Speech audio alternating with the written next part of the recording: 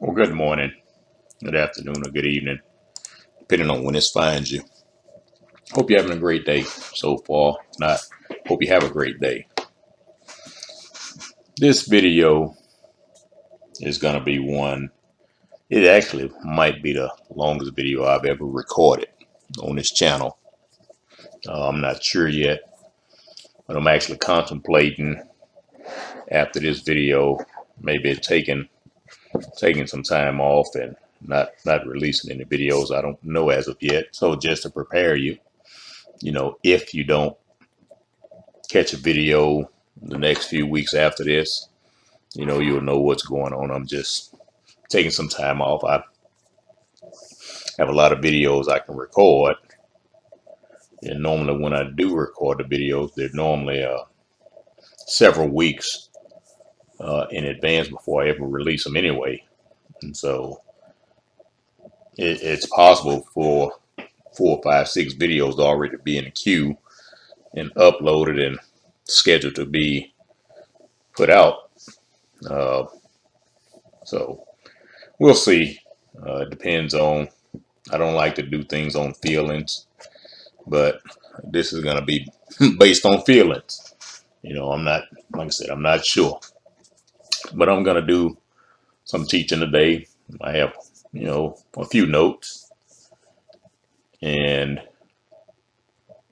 because the truth has been hidden from us for centuries. Not anymore.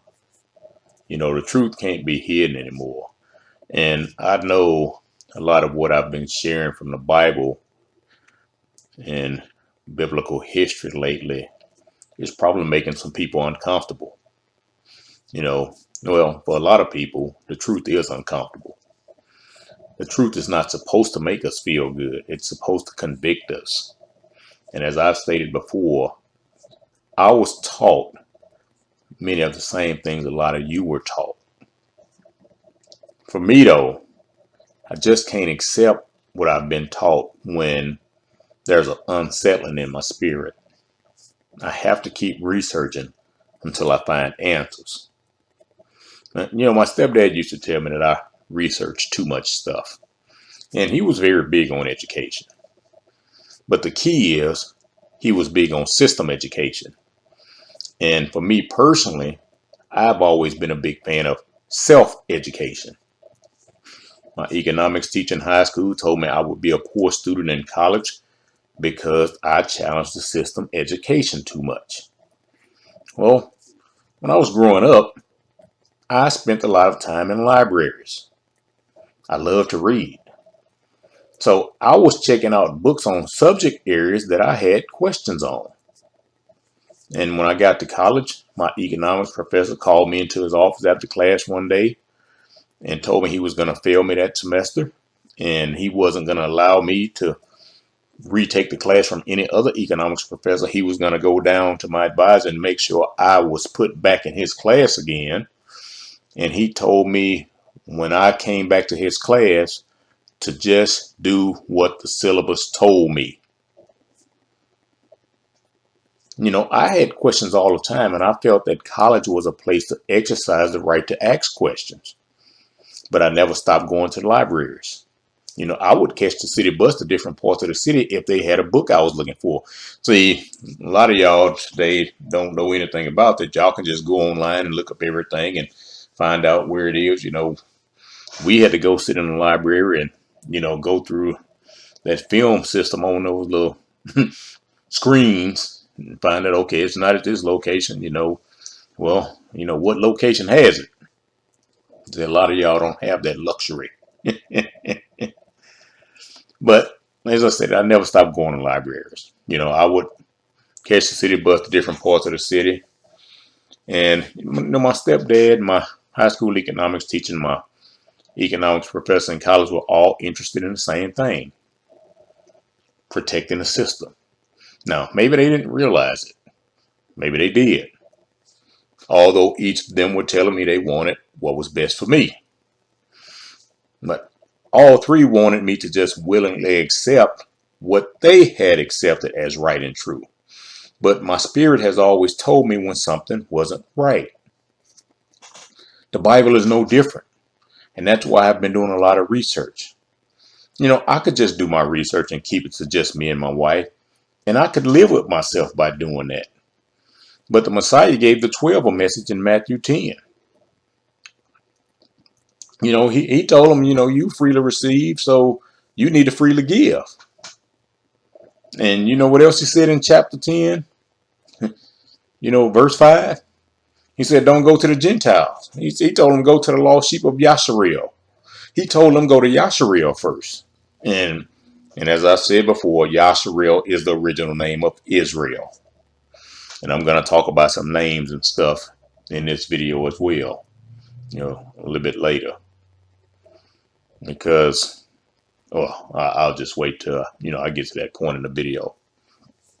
So if the Messiah said to restore the Hebrews to health in every area first, how can you explain today's pulpit messages of rooting out Hebrew influence? And as I've always stated, don't take my word for nothing. Do your own research. I'm freely given. And if I'm freely given in error, please correct me. But you're going to have to do some work. It takes time from my wife for me to do all of this research and put it into video and audio format for people to reject the message or to disrespect the message. I'm not trying to be like a lot of people out here who put time into subject areas for the sole purpose of misleading you, trying to make you feel good. And when they make you feel good, they just like those preachers in the pulpit, donation, thank you such and such, donation, thank you such and such, No, I'm not trying to do that. I watch live streams and, the dollars be flowing in them live streams. And then, when I'm watching a lot of them, I'm feeling like I'm in church a lot of times. Well, like I said, I don't even go to church no more, and you can call me what you want to. But after this video, if you not questioning what you doing in the church, hey, ain't nothing I can tell you gonna help you. But I'm not trying to be like a lot of people just to mislead you. Everything I do with regards to the Bible is me trying to give you a different and better understanding of the Bible and the real history about what is happening, why we are where we are today as believers. And at the end of the day, I hope I have led you into more study for yourself. And I hope I have led you into more love of the Bible. I've done research on surnames. Every group of non-blacks has a country of origin for their surname. I remember my mentor giving a speech one time, and he's talking to a multicultural crowd, and he said, everybody in here can point to some place of origin. He said, but can you find a place anywhere on the world map called black? And see, that's what it is. Every group of non-blacks has a country of origin for their surname, except for blacks. When it comes to blacks, all it lists is African, African American. Africa is not a country. Why is that? Why is it we're only all black people labeled as Africans? It's because this system around the world wants to do what it can to minimize blacks, whether they come from a country in Africa or Israel. And in reality, Israel is part of Africa. Now, you can go study geography yourself for that, because Israel is connected to the tectonic plate of Africa. Israel is not connected to the Far East tectonic plate. Is connected to the African tectonic plate. Go put that in a search engine and study that. See, when they built the Suez Canal, they was trying to separate Africa from itself as far as a continent is concerned. But they were trying to, more so than anything, separate Israel out of Africa, because there was a plan in place, an agenda in place when they built the Suez Canal. See, I have another video that's not on this channel at all. And I tell you how long they have been working on that 6 million figure. But I didn't put that on YouTube because it'll probably get struck down. But I hope I lead you into more study. Unfortunately, today's Bibles are not the true word of God, or Yah. They're manipulated version. What we're dealing with are a lot of Christians want to refute what they refuse to accept. Now, let you know a little secret. If you don't know who the Bible is talking about, there is no way you are going to properly and truly understand the Bible. It doesn't matter how often you read it. Doesn't matter if you read it several times per year. Doesn't matter if you went to seminary. It doesn't matter if you stand in a pulpit every Sunday. I don't care if you teach Sunday school or weekly Bible study. If you don't know who the people are in the Bible, you can't truly understand the Bible. And if you don't understand the people of the Bible, you are teaching error. You're teaching a false doctrine. Look at the mess we have in the world today with all of these Christians teaching a false doctrine. Yeah, I know the Bible said those things must come to pass. And I also know that the Bible says many will come in my name saying, I am he. And see, the reason these things must come to pass is because Yahweh has to bring back restoration to his original laws and people, because they are so far off from what they were originally, the laws, that is, and even the people. Now, let me tell you this. True Israel, not fake Israel, was created as the model for the entire world and humanity. And yet, the world has been doing what it can to wipe out all remembrance of true Israel, aided by Gentile governments worldwide, aided by seminary teachers worldwide. Practically every time abomination has been introduced historically, it was done by a Gentile nation. They always want to come in and introduce their customs, their rituals, their traditions to true Israel. And see, what is the quickest way to introduce many of these things into a society? Let me read you something from 1 Ezra 9 and 7. Then Ezra stood up and said to them, you have broken the law and married foreign women, and so have increased the sin of Israel. And see, hey, that's not mine. That's one of the books they removed from the Bible. Just think about the story of Samson and Delilah. Samson was from the tribe of Dan. Delilah was a Philistine. Samson was continuing to protect his people from the Philistines, but he ended up getting with one of their women. And see, one thing the Bible says is that Samson loved Delilah. But guess what? The Bible never said Delilah loved Samson. I guess that gives an entirely new meaning to sleeping with the enemy. Delilah was a foreign woman, and look at what happened after that. She used all types of tricks and deceit to weaken Samson. See, that's over in Judges 16. See, most people today know religion. However, they don't know the law. And since they don't know the law, it's hard for them to really know Yah. See, Gentiles wanted to erase all Hebrew influence so much that they changed the names of the books of the Bible from their Hebrew names. You heard me in another video mention that the name of Genesis was Bereshit. They changed the name of Moses, and they changed the name of the apostles to Gentile names. They changed the name of the Messiah to a name they could understand. And they changed the name of the Father from Yahweh to a title. God is a title, not a name. And all of these Christians are upset because people are talking about the Hebrew roots of the Bible. Your whole theology has been based on lies, and you refuse to accept the truth because your lies are comfortable.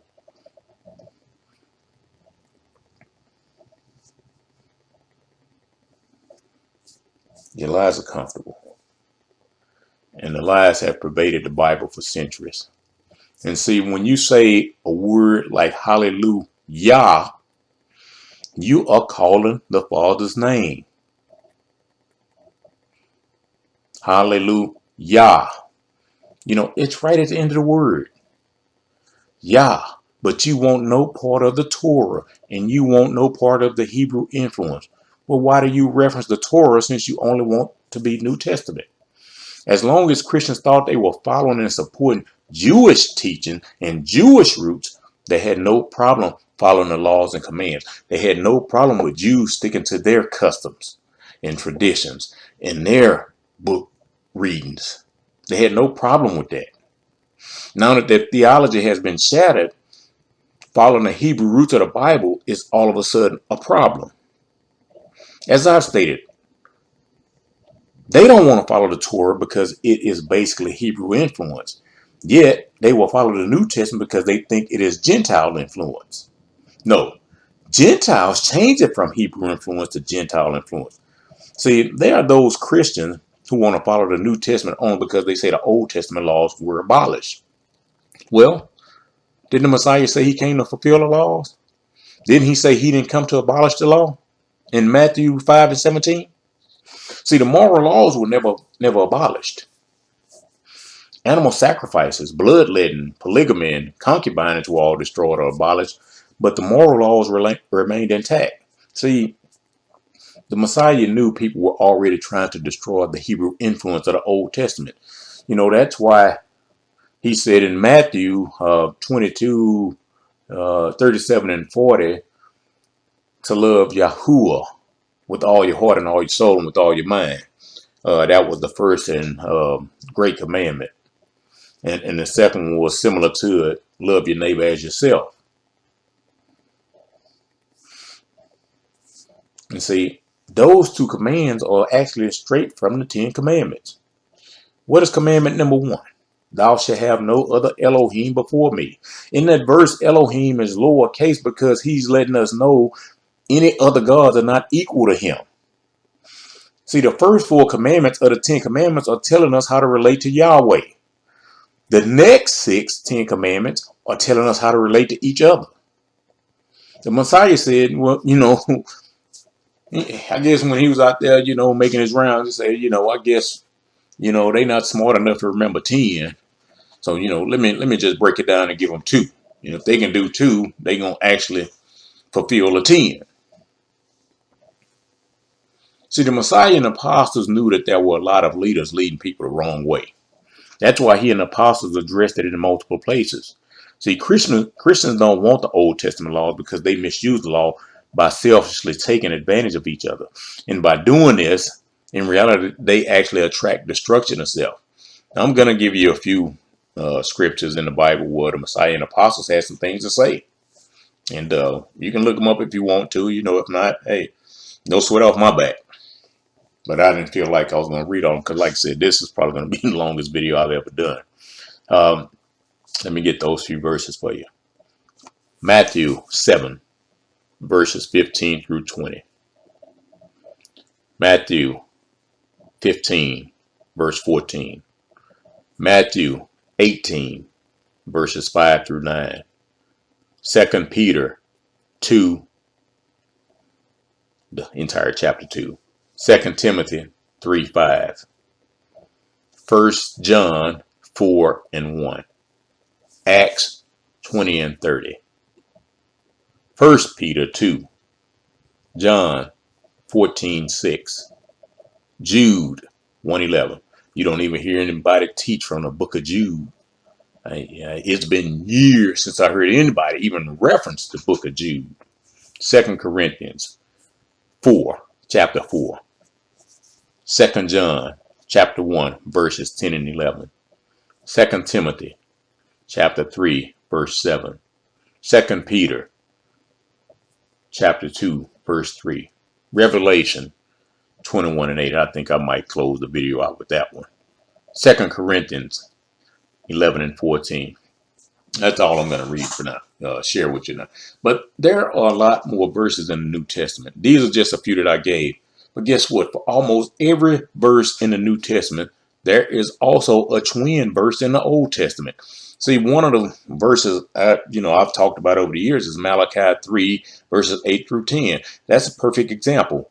In Malachi 3, verses 8 through 10, The writer in Malachi was talking to the priest, wasn't talking to the congregation or the called out assembly. 2 Thessalonians 3 verses 8 through 10 is almost a mirror of Malachi chapter 3 verses 8 through 10. And guess who the writer was talking to in 2 Thessalonians 3 verses 8 through 10? The priest. Now, why would so many verses in the New Testament come from a verse in the Old Testament if we should be ignoring the Torah? Ephesians 4 says there is one body and one spirit. And so if there's only one body and one spirit, how can you say that the Hebrew influence is no longer valid? If the Hebrew influence is done away with, that means there is more than one spirit. You see, Christians always want to talk about not following Torah anymore. Yet many of today's pastors are operating under the Levitical priesthood so they don't have to work. You know, I've had Christians ask me, how is the pastor supposed to survive if the church doesn't pay him? My response ain't never changed. Get a job. He needs a job. You can't say you don't follow Torah if your pastor receives a salary from the church. If the congregation is taking care of the pastor financially, he and the congregation are operating under the Levitical priesthood. There ain't no way around that. So if your pastor is operating under Old Testament law, you are operating under Old Testament law. And the Old Testament law is Hebrew. And since many of those verses mirror each other, they're also Hebrew laws. You know, I mentioned on a previous video that the Levitical priesthood is Hebrew and the Messianic priesthood is Hebrew, because both descend from Abraham, Isaac, and Jacob, all Hebrews. Remember, Abraham was the first designated Hebrew from the father. And since the Messiah didn't come to abolish Hebrew law, you are operating under Hebrew law. Christians don't want their doctrine challenged because in reality, the God they serve is a demonic God. They don't realize it though. Pagans created Christianity. And look at all the things that have been done to others in the name of Christianity. Who lynched blacks? Christians. Who hung blacks from trees? Christians. Who stole land from black people and claimed it as their own through evangelization? Christians. Who killed people that refused their Gentile teachings of the Bible? Christians. Who enslaved blacks? Christians. Who formed the KKK? Christians. Who raped slave men, women, and children? Christians. Who beat slaves? Christians. Who held blackface minstrel shows in their churches? Christians. Who created a slave Bible to make sure black slaves remain obedient? Christians. Who only allowed certain passages of the Bible to be read by black folks during slavery? Christians. Who appointed black men as preachers to oversee church service to make sure slaves were not planning a rebellion? Christians. Who runs all of your seminaries? Christians. Whose influence are all of those seminaries under? Gentiles. Who said blacks were akin to monkeys and apes? Christians. Who exploits people right today in the church through tithing? Christians. Who burned down and destroyed multiple prosperous black neighborhoods? Christians. Who changed the name of slaves from Hebrew to Gentile name? Christians. Who changed the name of all the apostles from Hebrew to Gentile names? Christians. Who changed the names of the books of the Bible from Hebrew to Gentile? Christians. Who changed the name of Yahweh to God? Christians. Who changed the name of Yeshua to a Gentile name called Jesus? Christians. As a matter of fact, the man who introduced the letter J to the alphabet was a guy named Giorgio Terzino, and that was in 1524. I believe he was Italian. And since the Messiah, you heard me say 1524, and since the Messiah walked the earth over 2,000 years ago, how was this even possible that his name is Jesus? What's the gospel saying? There's something about the name Jesus? Yes, it is. The suffix S-U-S, the last three letters of Jesus, means pig, regardless of which language you refer to. See, that was a Celtic demon god by the name of Isus, but it was pronounced Isus, also known as Jesus. So they pronounce it a lot of time Jesus or Jesus. And you see a lot of, when you meet a lot of young Hispanic men or Hispanic men, a lot of them have named Jesus. See, there's stuff out there that said based on JE and SUS, it means earth pig. Now, see, I'm not going to get into how all of this permeated the church. But the Celtic people of Gaul and Britain were conquered by Romans. And then the Roman conquest created the actual assimilation process. And see, who removed several Hebrew books from the Bible to hide who they are? Christians.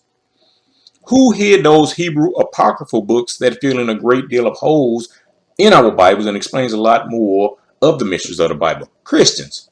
Who gave us the Bible we have today with all of these improper Gentile translations? Christians. Who says that the Hebrew influenced Sefer Bible is not to be used? Christians. Who only want us to use and reference Bibles that Gentiles approve? Christians. Why do we have a Wycliffe version of the Bible? Why did they create multiple religions of their Gentile influence? The mere fact that they've created multiple religions means they don't even like their own creations. One of the phrases Christian conservatives like to throw out there is that this country, America, was founded on Christian principles. And we're a Christian nation. They still saying it right today. And after the questions I just asked, do you think that's something to be proud of? You've heard me mention many times that the founders of this country owned slaves. And it's kind of like I heard Dick Gregory talk about years ago, how you going to found something when people was already here? How Christopher Columbus going to discover something? Well, you already had inhabitants when he got there. But what does the Bible say in Habakkuk 2 and 12? Because like I said, the founders, not all of them, but some of them owned slaves.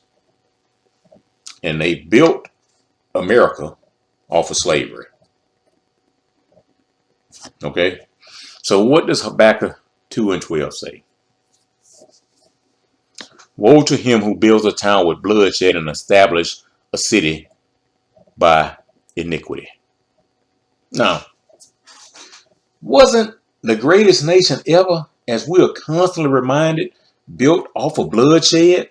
And Christians want to sing God Bless America? I guess since that verse in Habakkuk is in the Old Testament, it isn't valid to today's Christians. Since they don't care about the Old Testament, they say slavery was long ago. Reparations are not valid for those black descendants, although every other people have received some type of compensation for the wrongs America has done to them. Holocaust victims wasn't even over here and they got some money. They still getting money from America. But Americans, well, Christian Americans, conservative Christian Americans, don't matter what color they are, say reparations shouldn't be a thing for black people. So you got too much Gentile influence on you. Say Christians want to talk about the Constitution, which is over 230 years old. The original, the organic Constitution. They love to talk about the Revolutionary War for freedom, which is over 240 years ago. They love to talk about the founders and when they lived and their influence on future generations, which was over 240 years ago.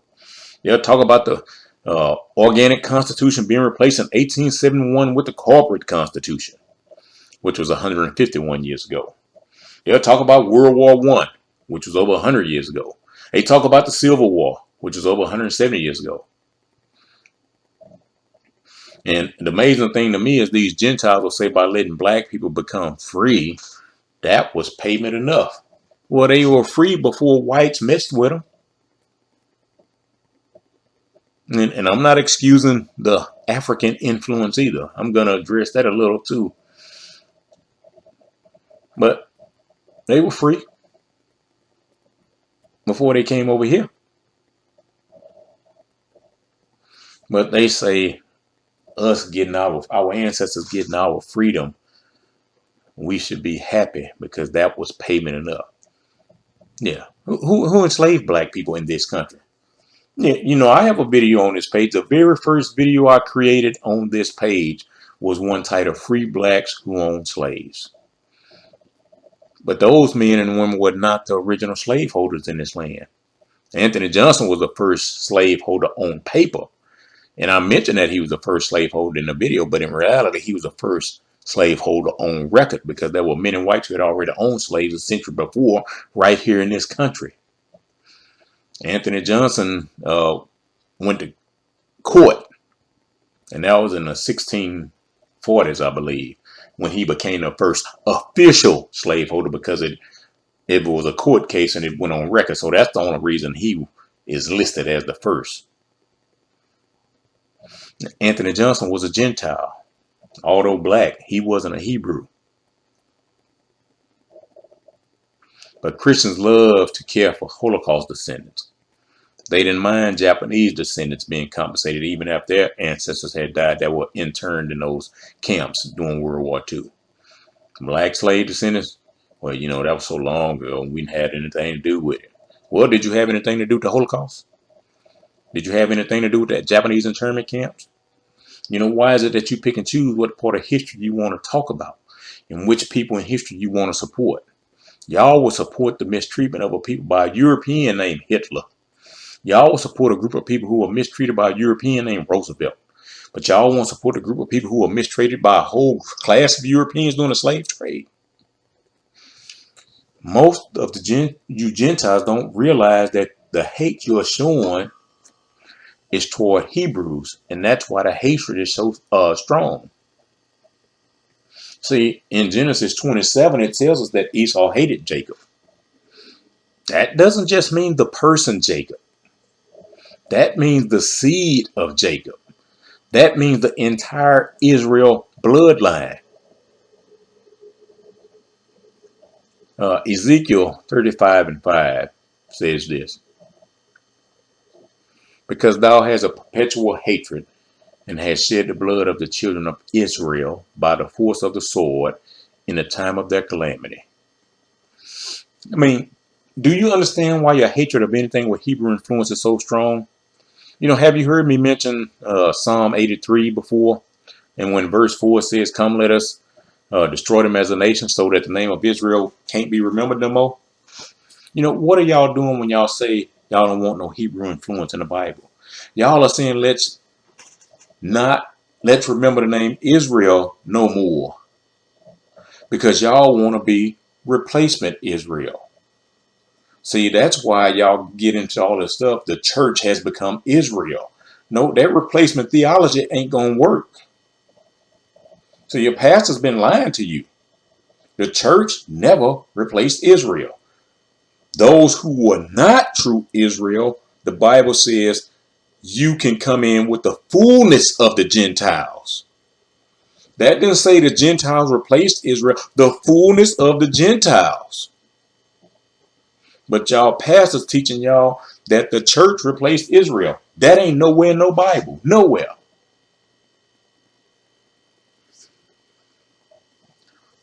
Over in Psalm 83, verse 3, I'm trying to, what do you say? They conspire against your people. Wait a minute, let me go back to that so I can read it right. Okay. They conspire with cunning against your people. They plot against your cherished ones. See, what do y'all think y'all are doing by removing Israel from the biblical picture? Y'all are plotting. I'm going to read something from the Message Bible, Psalm 83. I mean, this is pretty plain and simple. God, and this is several verses together. God, don't shut me out. Don't give me the silent treatment. Oh God, your enemies out there whooping it up. The God haters are living it up. They're plotting to do your people in, conspiring to rob you of your precious ones. Let's wipe this nation from the face of the earth, they say. Scratch Israel's name off the books. And now they're putting their heads together, making plans to get rid of you. See, they means several Gentile nations were working together. But did you catch something? It said your enemies to Yah. See, y'all not becoming enemies to Israel. Y'all becoming enemies to Yah. Everybody who wants to cut off Israel is considered an enemy to Yahweh. Isn't it amazing that we can read from all acceptable versions of Gentile translated Bibles? I got a quote I want to read from y'all. Some of you heard a guy named Quimby. His whole name is Phineas Parkhurst Quimby. And Quimby said that if a man would not take charge of his own mind, the propaganda, false beliefs, fears, and worries of the phenomentalistic world will act as a hypnotic spell over him. End quote. So we have a lot of Christians operating under a lot of false beliefs because of passed down traditions. Their fears are that they cannot accept Hebrew influence of the Bible. See, we've come to understand that the Bible is in reality a black history book. See, their fears of the Hebrew influence is really making sure they stay away from black influence. Look at how easy it is to accept the New Testament because of the Greek and English translations. And even all of those pictures of Paul that we see are incorrect. Paul said, y'all remember when Paul was mistaken for an Egyptian? And he said, no, I am also of the seed of Abraham from the tribe of Benjamin. But see, Gentiles are so slick, they done tried to whitewash Egypt. Now, if you go and look on all those hieroglyphs and all them writings and paintings on the cage over there, all the people on those walls are black. The slaves and the slave masters. And y'all know Gentiles ain't gonna pay homage to nobody else. They not gonna paint no images of no other people on their wall if Egypt was white. So if Paul was mistaken for an Egyptian and he was from the tribe of Benjamin and Egypt was black and Paul was mistaken for an Egyptian, that means Paul was black. And if that means Paul was black from the tribe of Benjamin, that meant Paul's forefathers were black. Remember when the brothers went down to Egypt when Joseph was in charge? His own brothers didn't even realize him because he was the prince over all of Egypt at the time. But they didn't even recognize him because he looked like the Egyptians. Remember when the angel told Joseph and Mary to go to Egypt so they could blend in, so the Messiah wouldn't be killed? But see, y'all want to get away from the black influence. See, that's the biggest problem y'all have. Y'all scared that the Messiah is black. That's why y'all say Middle Eastern. That's why y'all say Jewish. Because y'all want to get away from the black influence. See, we as black people never had a problem with the Messiah, even when we thought he was white. Because we were taught the Messiah. Even though he was white, I can't speak for anybody else. I never saw his color. I mean, I saw the painting on the wall at churches, but I never thought about it. Okay, all the pastors said, this is Jesus. And in reality, the pictures on the paint on the walls in those churches are of Jesus. Caesar Borgia. That's who your Jesus is. He was a rapist and he was a homosexual. That's who they gave you as Jesus. And they took away. And I see these pastors, talking about, just because those are scriptures in the Bible of Jesus say this about him, that don't mean he black. Boy, I tell you, the hate is so strong, and that's black pastors. The hate, deceit, and deception and delusion is strong. What the Bible say, they gonna get a strong delusion. So you won't know part of black influence. See, look how easy it is like I said, to accept the Greek and English translations. See, and the mere fact that they're Greek and English translations mean they're Gentile translations. But they don't want you to accept, they don't want to accept Hebrew and English translation. That's why many are rejecting the Old Testament. Have you been listening to some of the verses I've been giving you from the Sefer Bible on other issues that sound nothing like what we've been reading for years and centuries in our current Bibles? And all of your listening, have you ever wondered, why did they totally mess up those scriptures? See, many of your doctrines in the modern Bibles come from pagan influence. Have you been listening to the names I've been giving you? Why did Emperor Constantine have Bible influence? Why did Plato have biblical influence? Why were the Celtic pagan beliefs absorbed into Christianity? And how did those beliefs become Christian traditions? You want to know what I think? Today's pastors only want to teach about God's love, but not his wrath. See, in the Old Testament, Yahweh poured his wrath out many times when people started worshiping things and gods other than him. See, we haven't experienced that type of wrath yet. None of our ancestors experienced the type of wrath we have read in the Old Testament accounts or in the Apocrypha. See, we've never seen a worldwide famine. We've never lived through a drought such as those in the Bible. We've never and we've never seen the food fail like the famines in the Bible. See, we only know about, for the most part, the famine in Genesis. If you get into the Apocrypha, it was a whole lot more famines that went on that we aren't taught about. And so we've never experienced a flood that wiped out humanity for their sexual deviance with each other animals. We've never saw Yahweh destroy entire towns for their sexual deviance. The mere fact that we haven't experienced those types of things puts in many Christian minds that Yahweh is only love. Because, they always like to say, he said he would never destroy the earth by flood again. Well, his word ain't going to come back void.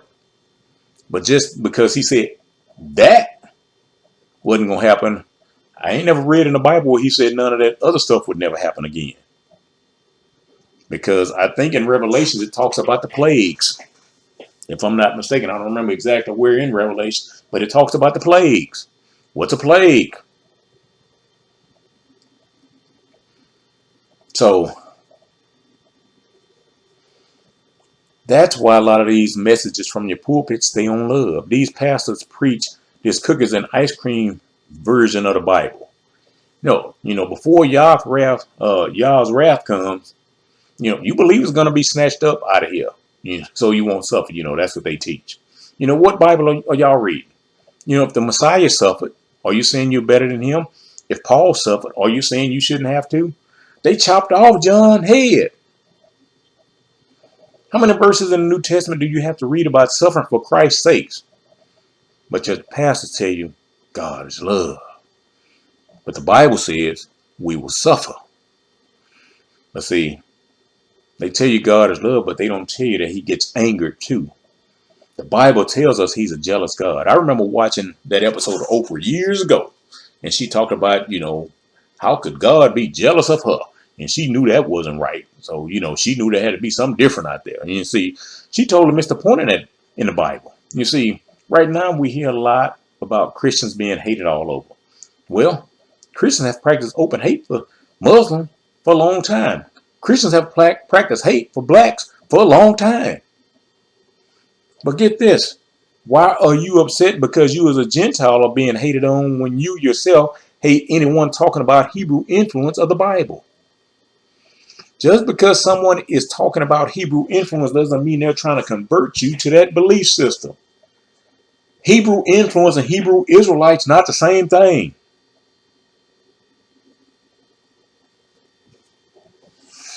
See, the people that are trying to open your eyes are trying to inform you that something with the modern Bible teachings is amiss. See, but your Gentile mindset refuses to accept it.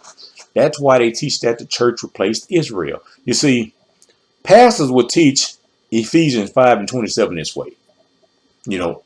Out of most modern translations, that he might present to himself the church in all her glory, having no spot or wrinkle or any such things, but that she would be holy and blameless. But see, the original text says this, that he might present it to himself a glorious, called out assembly, not having spot or wrinkle or any such thing, but that it should be holy and without blemish. See, the called out assembly and the church are not the same thing. The called out assembly comes from Strong's Concordance 1577, ecclesia. The word church comes from a Greek word called kuriakos, and that's Strong's 2960. Kurios is said to be the root of the word kuriakos, which is supposed to mean belonging to the Lord. And I'm going to tell you something about the Lord a little bit later. But a little more research showed that kurios and kuriakos actually means to bend or curve. Now, it's just me, but hasn't the gospel been bent and curved to fit agendas? See, the Scottish word is kirk. Kirk indicates a place or location. They said that since kirk is a location for those who believe in the Lord to come, that is where they bent their knees and bowed to God. Then kirk was changed to the English word church to also indicate a building where people of God were now supposed to worship. Acts 20 and 20 says they were taught in public and from house to house. Luke 10 and 5 says, and unto whatever house you enter. See, when you see the Messiah teaching, it was in an open air space. When you see Paul teaching, a lot of times Paul was in homes. Paul even rented a house while he was teaching in some aspects. See, why do Christians want to ignore the Old Testament? Why do they want to ignore Hebrew influence? Well, conservative Christians, the Old Testament has been attacked by liberals and atheists.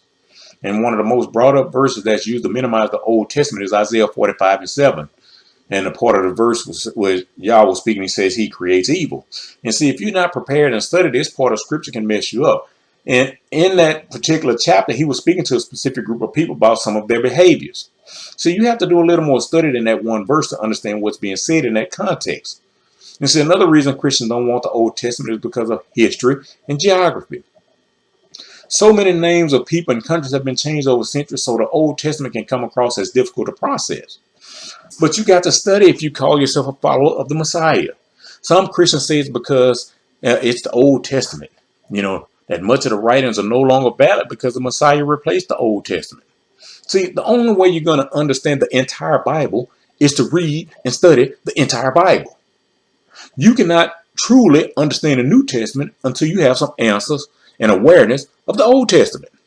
But I have one better for you. You love the Messiah, right? You follow the teachings of the Messiah, right? You work as a believer to lead more people to the Messiah, right? Well, when the Messiah walked the earth, there was no such thing as the New Testament. So he had to come under the Old Testament. See, Christians want to keep ignoring Old Testament and Hebrew influence. But what does it say in Joel 3 and 2? I will gather all nations and will bring them down into the valley of Jehoshaphat. And I will execute judgment on them there for my people and for my heritage, Israel, whom they have scattered among the nations. They have divided my land. Now, if the church replaced Israel, as many Christians believe and continue to get taught, how do Christians explain this? Because that prophecy hasn't been fulfilled yet. Had it been fulfilled already, none of us would be here. Didn't the transatlantic slave trade happen after the New Testament was written? Didn't the Messiah say it would happen in Luke 21:24? See, you need to read the entire chapter of Joel 3 and see what it says. Then you need to read Deuteronomy 28 and see what it says. Then you need to read Ezekiel 37 and see what it says.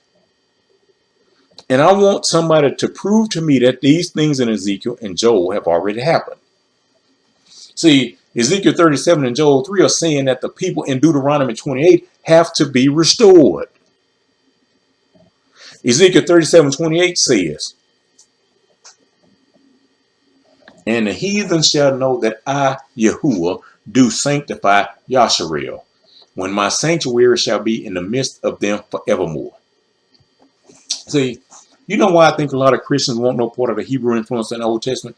Because in Malachi 1, verses 3 and 4, it says, but Esau I hated. You know, I turned his mountains into a wasteland and left his inheritance to the jackals in the desert. The descendants of Esau may say, we have been beaten down, but we will rebuild the ruins. Yet this is what the Lord of armies says. They may rebuild, but I will tear it down. They will be called the wicked land. They will be called the wicked land. And the people with whom the Lord is always angry. See, right before those verses right there, it says, Jacob I love. See, but what have I told you about verses in the Old Testament? Many of them normally have a New Testament counterpart. See, over in Romans 9 and 13, it states, as it is written, and forever remains written, Jacob I loved, chose, protected, blessed, but Esau I hated, held in disregard compared to Jacob. See, Romans said, as it was written. Well, where was it written before? In the Old Testament.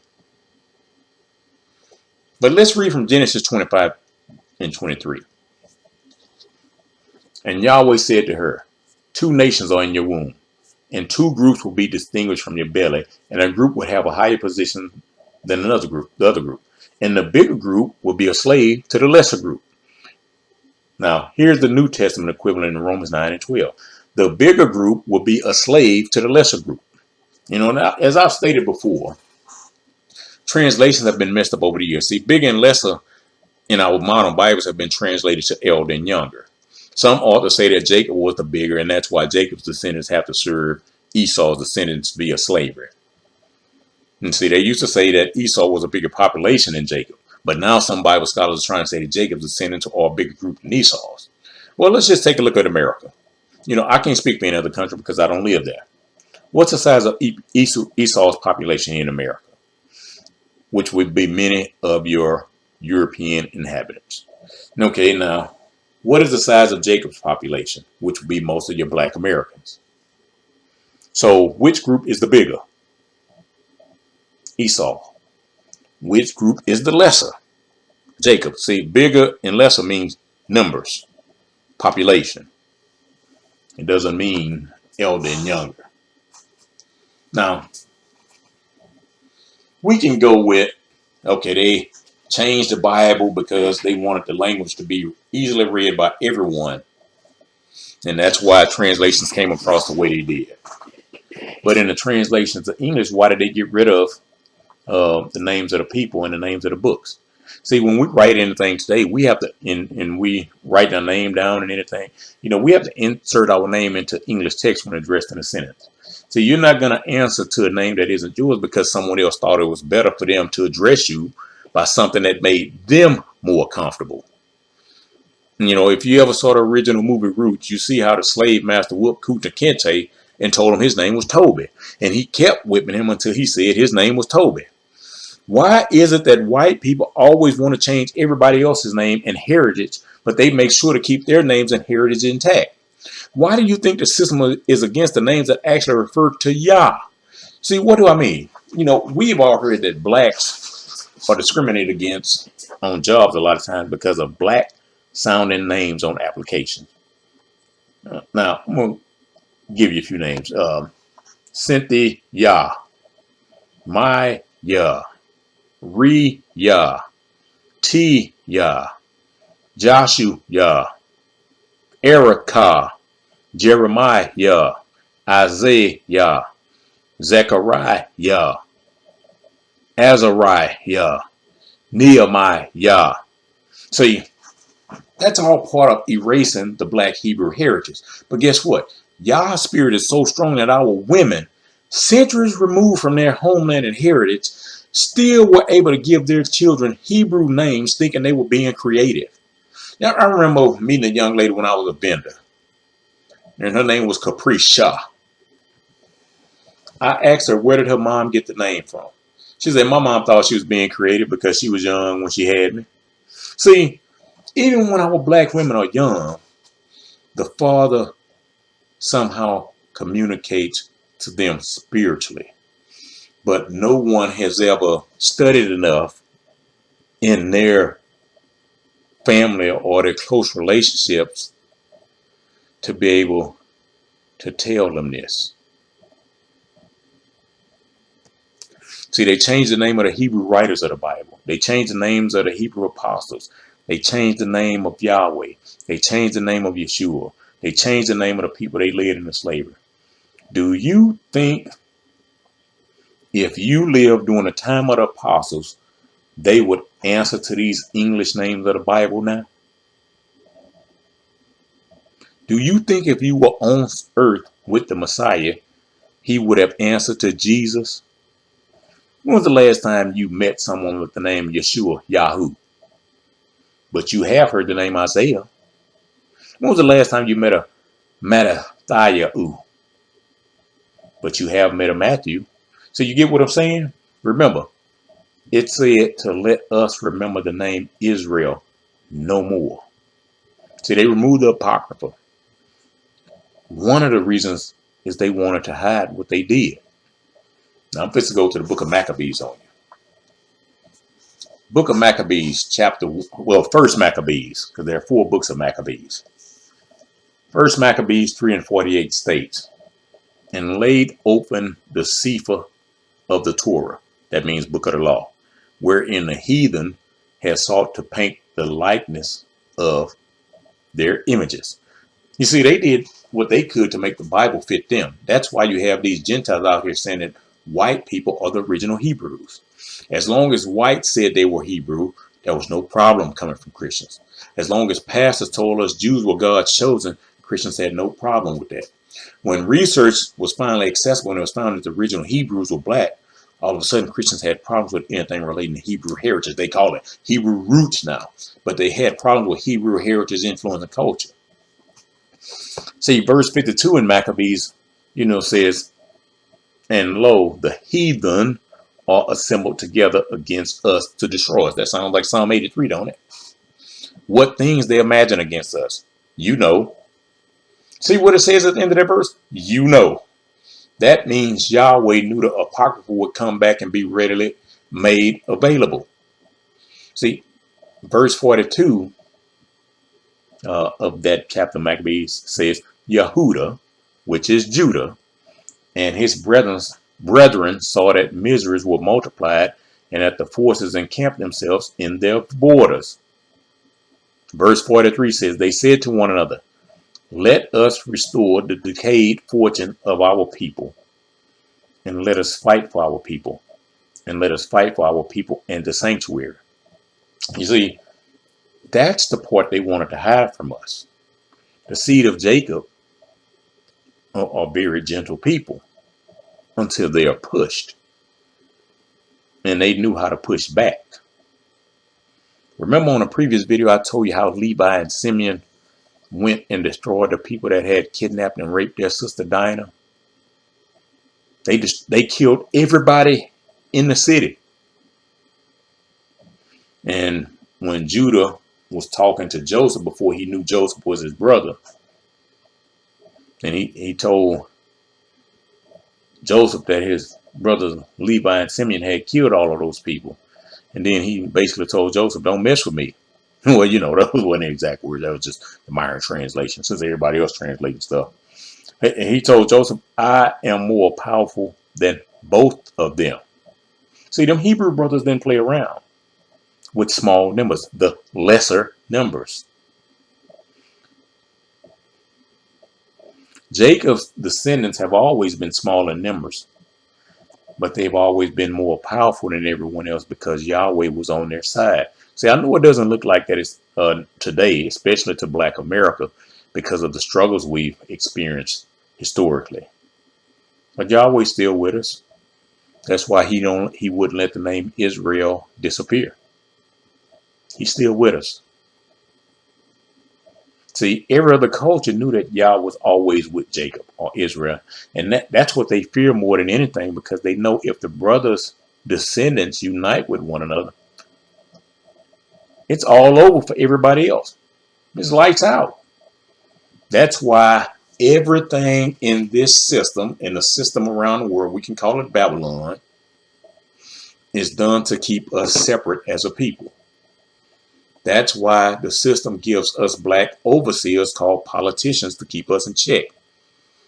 That's why the system uses black celebrities to keep our minds focused on feeling good instead of learning something like what I'm teaching you here.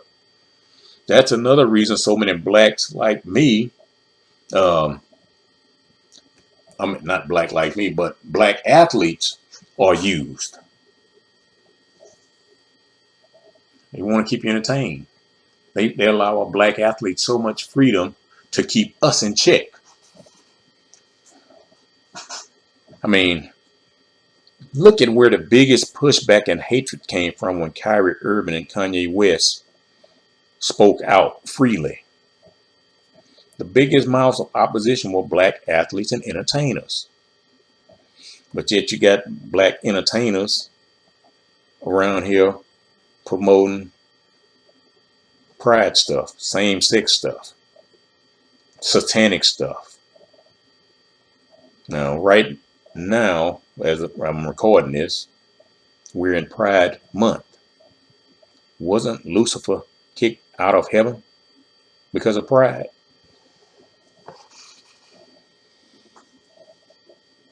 See, these black politicians, these black celebrities, these black athletes, and y'all know when I say things like this, I'm not speaking of individuals, I'm speaking as a whole.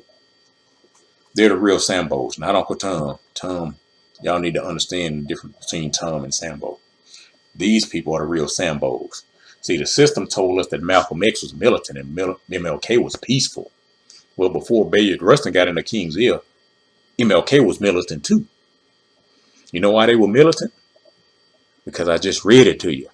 Levi, Simeon, Judah, and the other brothers didn't take no mess from nobody because when they were united, it was lights out. And see, them Hebrew brothers were even united when they sold their brother Joseph into slavery. See, if true Israel is united, everybody else knows they don't stand a chance to overthrow and subdue them. That's why the system keeps us divided. How can I say that? Well, I'm going to go back to 1 Maccabees 3:19. For the victory stands not in the multitude of a host, but strength comes from heaven. See, you see how their numbers don't matter, their larger numbers don't matter if the power comes from heaven? See, what countries are hosting Hebrews today? Verse 24, that same chapter says, they come against us in much pride and iniquity to destroy us and our women and children and to spoil us. Verse 21 says, we fight for our lives and our Torah. So if we're supposed to ignore the Torah, why were the Hebrew brothers fighting to maintain it? Why were they fighting to keep it? That means even back then, heathens were trying to get rid of Yahweh's word. See, whenever the Hebrew brothers came to fight, their enemies knew it was curtains for them. Why do you think these books were removed? They didn't want true Israel to know and understand their power. What if we were able to teach our children parts of our history like this over the years? Why do you think they separated the Hebrew men from the Hebrew women on the slave ships? And why do you think they separated both from their Hebrew children? Yeah, one reason had to do with their perversion and wanting to have sex with all three, the men, women, and the children. See, that stuff been going on for a long time. Another reason they separated them, they wanted to prevent rebellion. And the last reason, I believe, which is probably the most important, was they wanted to do that so the heritage, the Hebrew heritage, couldn't be passed down from parents to the child. And hey, don't come at me talking about no Africans. It wasn't Africans put on those ships. And like I already told you, Africa is a continent. So they would have been different tribes out of the continent of Africa. But don't come to me talking about no Africans who put on no ship. It wasn't no Africans put on no ship. Africa is a continent. Africa is not a people. It was Hebrew people that were put on a ship. I've studied several things on slavery. I actually thought about writing a book on this slavery only. but it doesn't feel like it. Feel like working on it. Dr. Alexander Falconbridge was a doctor on a couple of the slave voyages, and he stopped. He stopped traveling with them because he said the treatment of the people was too brutal, and he couldn't live with himself seeing those things. And in his writings, he said that 95 to 98% of those taken off the shores of West Africa were Hebrews. And once they ran out of Hebrews, the other 2 to 5% were African. Now, don't mess with me about what Falconbridge said about African, but I'm just telling you. So let's just say the 95 to 90% were Hebrew tribes, and the other 2 to 5% were different tribes that were actually in other parts of Africa. In 1 Maccabees 3, 27 to 31, let me read what it says to you.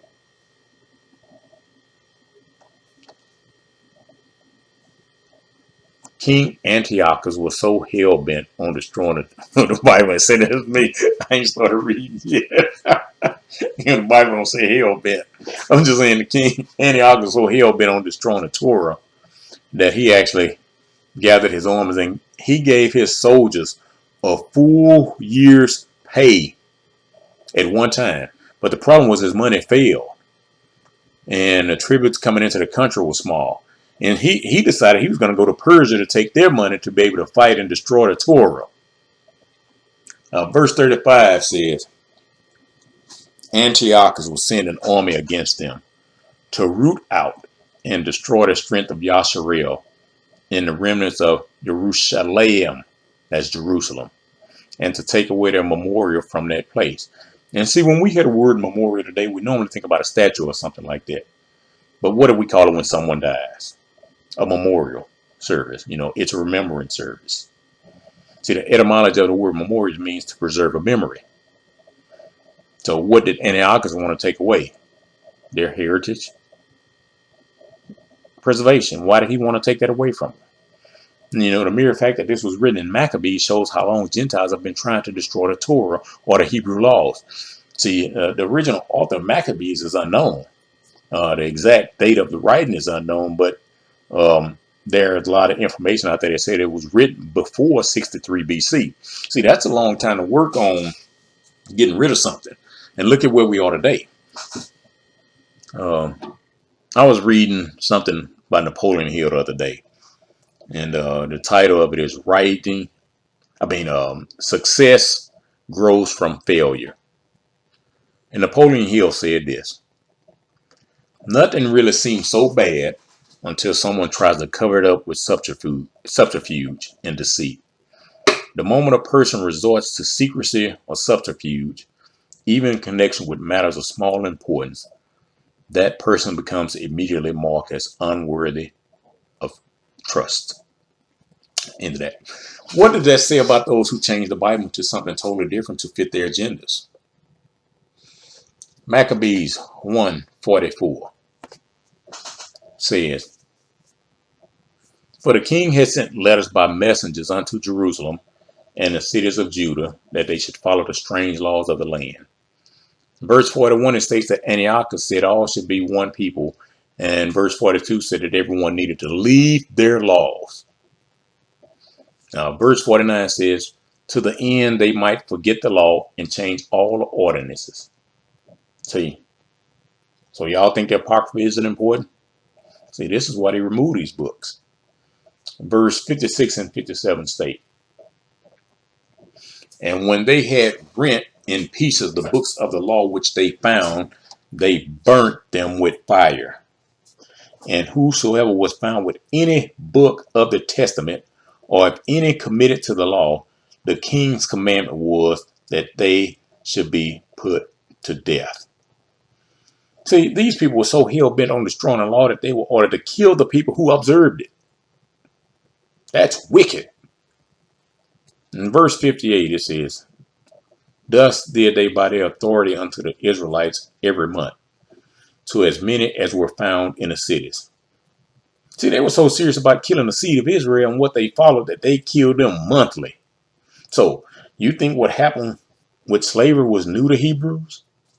Gentiles and heathens have been trying to destroy the name Israel for centuries. They've been trying to destroy the seed Israel for centuries.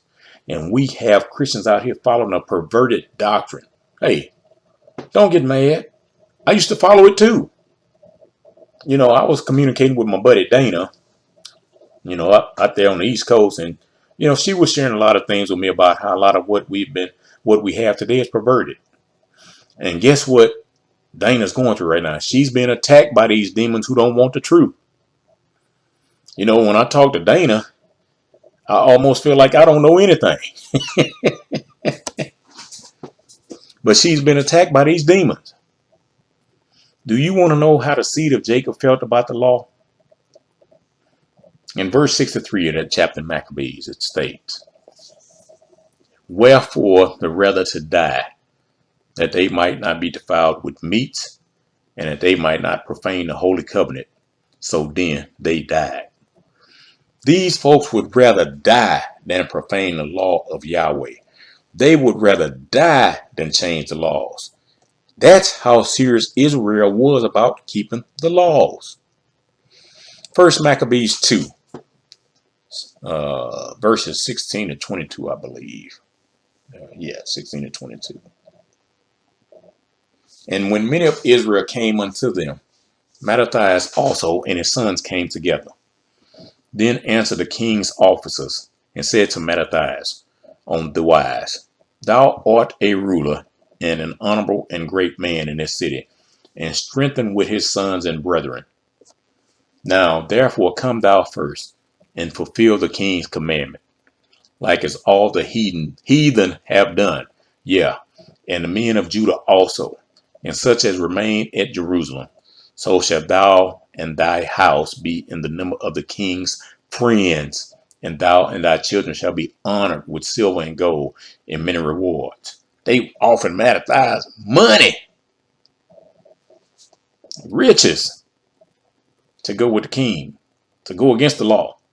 Then Mattathias answered and spake with a loud voice, "Though all the nations that are under the king's dominion obey him, and fall away every one from the religion of their fathers, and give consent to his commandments, yet will I and my sons and my brethren walk in the covenant of our fathers. God forbid that we should forsake the law and the ordinance." Did you hear that? God forbid that we should forsake the law and the ordinances. We will not hearken to the king's words to go from our religion, either on the right hand or the left. In verse 27 it says, "And Mattathias cried throughout the city with a loud voice, saying, Whoever is zealous of the law and maintaineth the covenant, let him follow me." Mattathias didn't care about the king. He basically was spitting in the king's face. Mattathias said in the king's presence, "I don't care who you think you are, and I don't care what you doing. I ain't following. My family ain't following. And I'm so strong in my belief that I'm telling the people in your face they can leave with me while I look at you in your face." Black America, if you want to know your real power, read the books of Maccabees. When you read it, you will understand why they have kept it from you. It was on purpose. They don't want you to understand the power of the lesser. See, these Bibles we got today, what we've been taught from the pulpits today, we've been taught the power of the bigger. We've been taught the power of Esau, but we haven't been taught the power of Jacob. See, you don't want the Hebrew influence of the Bible, right, Christian? Well, guess what the guy from the WEF, the World Economic Forum, recently said? He said the Bible is going to no longer be valid because they're going to use AI to rewrite it. Now, he's telling you that the Gentile influence is now going to be removed too. See, how do y'all feel about y'all memorial being erased? Now, I'm going to read you what he said. His name is Yuval Noah Harari. He serves as Klaus Schwab's right-hand man at WEF. And he said this. He said, the Bible is fake news and full of hate speech. And the elites can use AI to replace the Bible and create a unified religion that is actually correct. Y'all heard one word religion, huh? So they can give y'all one religion with one Bible. That's why the Messiah said, my law needed to be written on their hearts, on our hearts. Because if they're going to create a new Bible with artificial intelligence, that means they're going to come for your Bible, your physical Bibles that you have in your hand. Y'all don't understand this stuff. And he said, and the elites can use AI to replace the Bible and create a unified religion that's actually correct. See, Christians love to tell everyone else there's only one way to the Father. Well, Christianity ain't it. The Bible is. If you still call yourself a Christian, you operate in darkness. The Bible has been so manipulated that most Christians don't even know that when they say praise the Lord, they're praising Baal. Praise Yah is the correct thing. Praise the Lord is not. By calling yourself a Christian, you are really identifying with all the wickedness these Christians have done to others historically and still today. You don't get to be ignorant after this video anymore and all the other stuff that's out there. You don't get to be ignorant no more. Now, if you choose to remain stuck where you are, you're being ignorant. Well, no, ignorant means you don't know and you don't have an awareness. If you choose to take this information and ignore it, and not that I'm great, the Messiah just put the Messiah just put the information in my heart to share it. So if you refuse it, you're not being ignorant, you're stupid. And like I said, my wife don't like me to use the word, but I told her when she can find one that better suits some situations, I'll start using it. Because ignorance is not knowing something. Stupid is knowing something and still choosing to ignore it. So go look up Baal and go look up Lord and find out what you come up with. So you're operating in darkness. And like I said, I was once operating that way too. And I still don't know all the mysteries of it. That's why I keep studying. That's why I said I might not produce videos for some time after this. Like I said, I got some in holding, but I might not let them out. And see, once stuff like that happen, I go into more study.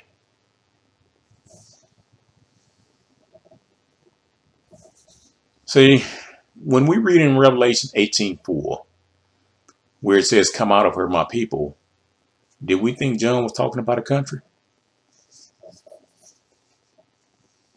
Because that's what we always hear. Come out of Babylon. But you know what? Babylon is a system. It ain't a country. And see, in reality, there is actually no such thing as the Old Testament and New Testament. It's one testament. See, if you go read in Malachi 4:2, read what it says there. But to you who fear my name shall the Son of Righteousness arise with healing in its wings. You will go out and leap like calves of the stall. And then when we're introduced to this, after that, Malachi is the last book of what we call the Old Testament. Maccabees is actually inserted between Malachi and Matthew, if I'm not mistaken.